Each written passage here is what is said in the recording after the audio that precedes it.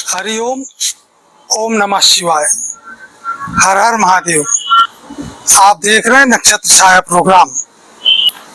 नक्षत्र छाया प्रोग्राम में आप सभी दर्शकों का हार्दिक स्वागत है, अभिनंदन है। दोस्तों, आज हम बात करेंगे जन्म कुंडली के चतुर्थ भाव पर। जन्म कुंडली का जो चौथा स्थान है, जहाँ से माता का विचार किया जाता है, वाहन का विचार किया जाता है, सुख स्थान का विचार किया जाता है, उस महत्वपूर्ण भाव पर आज हम विस्तृत रूप से चर्चा करेंगे। हमारा मुख्य उद्देश्य है कि ज्योतिष विज्ञान को अपने जो वैदिक वांग्मय है, वेद का अंग है, इस शास्त्र को अधिक से अधिक लोग इसकी गहराई में जा करके इसका अनुभव प्राप्त करें और अपने जीवन को सफल बनाने के लिए, ज्योतिष ज्ञान को प्राप्त करके अपनी जन्म कुंडली में स्थित ग्रहों के अनुसार शुभ ग्रहों को बलवान करके और अशुभ ग्रहों को शांत करके उनका पूजन पाठ, उनके मंत्रों को जाप करके अपने जीवन में यश, मान और प्रतिष्ठा को अर्जित करें, एक उत्तम भविष्य का निर्माण करें। आज हम जन्म कुंडली के चतुर्थ भाव पर चर्चा करेंगे और देखेंगे कि जो जन्म कुंडली का चौथा भाव है, उस भाव से मनुष्य के जीवन से जुड़े हुए किन किन क्षेत्रों का विचार किया जाता है। चतुर्थ भाव के विषय पर जो हमारा वैदिक ज्योतिष शास्त्र सूत्र प्रतिपादित करता है, उस सूत्र के अनुसार इस भाव से मनुष्य के जीवन से जुड़ी हुई 46 ऐसे क्षेत्र हैं जिस पर विचार किया जाता है। सूत्र पर ध्यान दे तो विद्या, राज्य, गृह प्रयाण, नरसन, नौकादि सद्वाहनान, नियभ्यंगो जननी च बंधु सहृदो जात्यंबरे वापिका, पानीयम च पयः सुगंध सुखवान सन्नाम दिव्यौषधम, विश्वासो नृतवात मंडप जया श्वेतोद्भवाया कृषि, क्षेत्राराम तड़ाग कूप खननम तत्त प्रतिष्ठादयो, मातुर्वर्ग निदान बुद्धि जनको दारा स्वनिक्षेपणम, सौधा शिल्प गृह प्रवेश परिणामा शीलधामच्युति, पित्रम त्वम तुर भोजनम चमासो मोक्ष प्रदेश क्रिया, वाल्मीक श्रुति शास्त्र वृद्धि महिषा गोवाजी मत्तद्विपा दृक्षेत्रोत्र सुसस्य संपद इमे वाश्चात चतुर्थालयात। ये वैदिक ज्योतिष का सूत्र है और इस सूत्र में जो भी व्यवस्थाएं रखी गई है, वो जन्म कुंडली का जो चौथा स्थान है, जिसको मातृभाव कहते हैं, जिसको सुख भाव कहते हैं, जिसको पाताल भाव कहते हैं, जिसको तुर्य भाव कहते हैं, जिसको गृह भाव कहते हैं, उस भाव से किन किन क्षेत्रों का विचार होगा, वो सारा का सारा क्षेत्र इस सूत्र में बताया गया है। और इस सूत्र के अनुसार मानव जीवन से जुड़े हुए 46 क्षेत्र हैं जिस पर चर्चा किया गया है। जन्म कुंडली का जो चतुर्थ स्थान है, चतुर्थ भाव है, उसको हमने 9 वर्गों में विभाजित किया है और उन 9 वर्गों में ये जो 46 क्षेत्र हैं, अलग अलग क्षेत्र किन किन वर्गों से कौन कौन से क्षेत्र का विचार होता है, आज हम इस पर विस्तार पूर्वक चर्चा करेंगे। जो जन्म कुंडली का चतुर्थ भाव है, उसका जो प्रथम वर्ग है, उस वर्ग से 10 क्षेत्रों का विचार किया जाता है।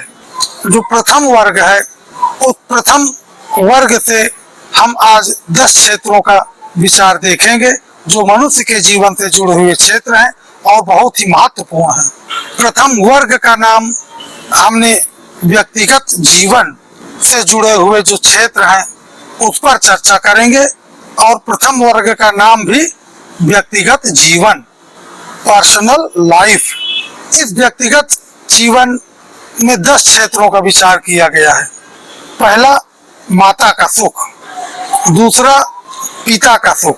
जो जन्म कुंडली होती है उस जन्म कुंडली से 10वें स्थान से पिता का विचार किया जाता है और चतुर्थ भाव से भी पिता का विचार करने के लिए लिखा हुआ है। इस बात को विशेष रूप से ध्यान रखना चाहिए। स्त्री जन्म कुंडली का 7वां भाव से स्त्री और पति सुख का विचार करते हैं।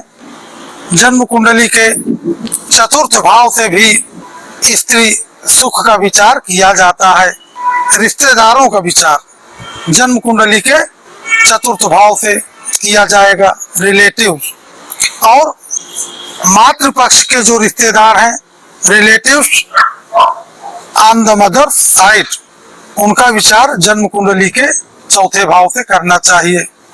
इसी प्रकार से 4th स्थान से फ्रेंड्स, मित्रों का विचार करना चाहिए और व्यक्ति का चरित्र कैसा होगा उसका विचार जन्म कुंडली के 4th भाव से करना चाहिए। व्यक्ति कितना चरित्रवान होगा इसकी जानकारी यदि करना है तो जन्म कुंडली के जो 4था स्थान है उस पर दृष्टि करना चाहिए। उस भाव के स्वामी को देखना चाहिए, उस भाव पर स्थित ग्रह को देखना चाहिए और उस भाव को देखने वाले ग्रहों का प्रभाव का आकलन करना चाहिए। और 4th भाव का जो कारक है उसकी स्थित परिस्थित पर भी ध्यान देना चाहिए, तब जाकर के उस व्यक्ति का चरित्र कैसा होगा ये पूरा का पूरा निकल करके सामने आ जाएगा। एक खुशहाल जीवन, वन हैविंग हैप्पीनेस, और अच्छा नाम, व्यक्ति का समाज में कैसा नाम होगा। हर एक व्यक्ति की सामाजिक स्थिति होती है, बहुत से लोगों की चर्चाएं होती हैं, उनके गुणगान होते हैं और बहुत से ऐसे लोग हैं जिनको समाज में बदनामी का सामना करना पड़ता है। तो उसमें जो अच्छा नाम है, समाज में उनकी ख्याति हो, यश प्रतिष्ठा हो और लोग उनको सम्मानित दृष्टि से देखें, इसका विचार जन्म कुंडली के 4th भाव से करेंगे। और 10वां जो क्षेत्र है आस्था और भरोसा, फेथ और ट्रस्ट, ये व्यक्तिगत जीवन के अंतर्गत आता है। हम किस पर आस्था करेंगे, किस पर विश्वास करेंगे, ये हमारा एक व्यक्तिगत मामला होता है। तो ये जो 10 क्षेत्र हैं ये व्यक्तिगत जीवन के अंतर्गत इन 10 क्षेत्रों का विचार जन्म कुंडली के 4th भाव से करना चाहिए। अब हम दूसरे वर्ग पर चर्चा करेंगे। दूसरे वर्ग का नाम है घर और संपत्ति, होम एंड प्रॉपर्टी। इस वर्ग से 7 क्षेत्रों का विचार करना चाहिए। उन 7 क्षेत्रों में जो सबसे पहला क्षेत्र है वह है घर। व्यक्ति को किस प्रकार के घर का सुख प्राप्त होगा इसका विचार करना है तो जन्म कुंडली के 4th भाव का अवलोकन करना चाहिए। घर कई प्रकार के होते हैं।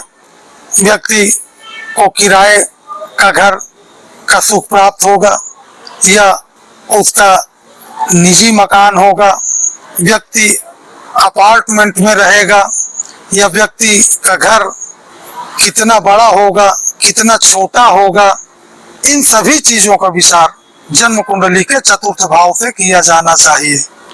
भावात भावोपदेश कारक वशात तत्त फलम योजयेत।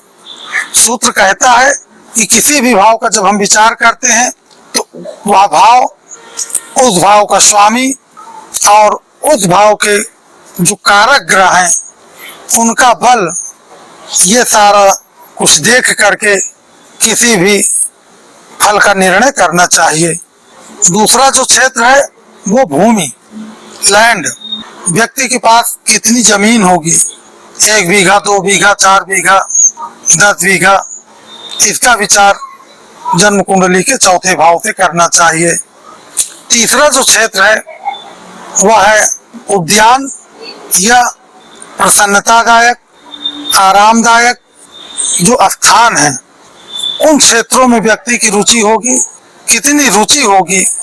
उद्यान, गार्डन और प्लेजरेबल प्लेस, व्यक्ति पहाड़ों पर घूमने का शौकीन होगा, झरनों को देख करके उसको कितनी प्रसन्नता होगी। समुद्रों के किनारे जा करके वहां भ्रमण करेगा या बाग बगीचे से प्रेम करेगा। इन सब का विचार जन्म कुंडली के चतुर्थ स्थान से करना चाहिए।